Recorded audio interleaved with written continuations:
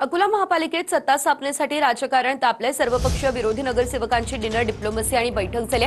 30 पेक्षा जास्त नगरसेवकांची बैठकीला उपस्थिती होती। अकोल्यात भाजपला रोखण्यासाठी एमआयएम, काँग्रेस, उद्धव ठाकरेंची शिवसेना आणि शरद पवारांच्या राष्ट्रवादीच्या नेत्यांसह प्रकाश आंबेडकरही उपस्थित होते। बहुमताच्या 41 आकड्याची सध्या जुळवाजुळव सुरू आहे। सत्ता स्थापनेत वंचित आणि उद्धव ठाकरेंच्या शिवसेनेची भूमिका महत्त्वाची आहे। उद्या किंवा परवा महापौराच्या निवडणुका कधी होणार याच्या अजून तारखाच आलेल्या नाहीत। त्याच्यामुळे आम्ही असं समजतोय की आमच्याकडे वेळच वेळ आहे। तेव्हा या ह्याच्यामध्ये